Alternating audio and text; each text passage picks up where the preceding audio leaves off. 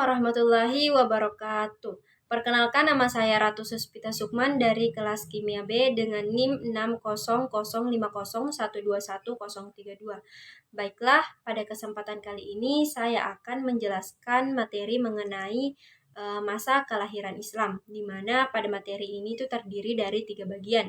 Yang pertama itu kehidupan awal Nabi Muhammad SAW. Yang kedua itu menerima risalah Islam dan tahap dakwah, dan yang ketiga itu ada pembentukan negara Madinah. Baiklah, materi pertama yaitu kehidupan awal Nabi Muhammad SAW. Jadi Rasulullah SAW itu lahir pada tahun Gajah, tahun ketika Abraha Asyam itu bergerak menuju ke Mekah untuk menyerangnya dan menghancurkan Ka'bah.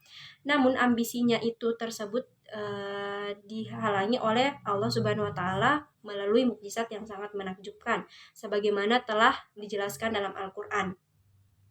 Rasulullah SAW juga menurut riwayat yang paling kuat itu beliau lahir pada hari Senin malam, tepatnya pada 12 Rabiul Awal.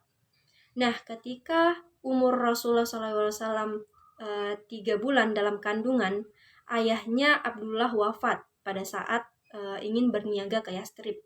Sementara ibunya wafat ketika pulang dari menziarahi makam Abdullah, ayahnya, pada saat umur Rasulullah SAW itu 6 tahun. Dan pada saat umur Rasulullah SAW itu 8 tahun, kakeknya Abdul Muthalib wafat sehingga ia diasuh oleh pamannya yaitu Abu Thalib.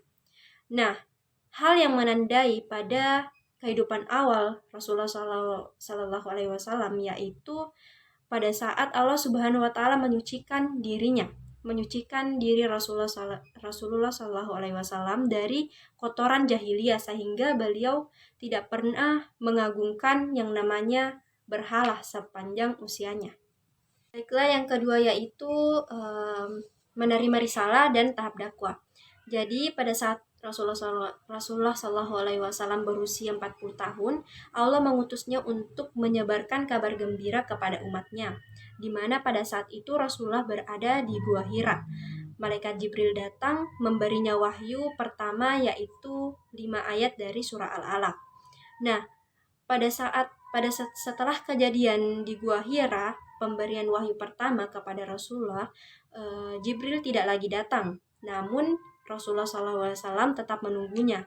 Nah, penantian itulah sehingga terjadi lagi wahyu kedua. Datang wahyu kedua kepada Rasulullah SAW yang memerintahkan beliau untuk berdakwah, di mana tahap dakwah semasa Rasulullah SAW itu ada 2, yaitu yang pertama dakwah secara sembunyi-sembunyi yang berlangsung selama 3 tahun, dan dakwah secara terang-terangan itu secara lisan, dan dakwah secara terang-terangan sampainya terjadi peperangan. Baiklah, yang terakhir yaitu pembentukan negara Madinah.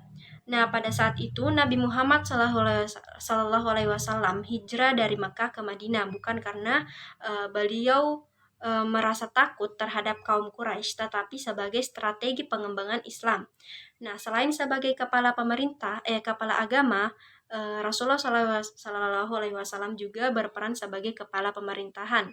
Beliau mengumandangkan Piagam Madinah atau Undang-Undang Dasar bagi negara Islam pertama. Oleh karena itu, Madinah itu secara teoretis memenuhi syarat untuk dikategorikan sebagai negara karena telah memenuhi unsur-unsur negara.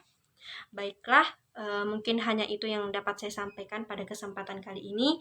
Kurang dan lebihnya mohon dimaafkan. Wabillahi taufiq wal hidayah. Wassalamualaikum warahmatullahi wabarakatuh.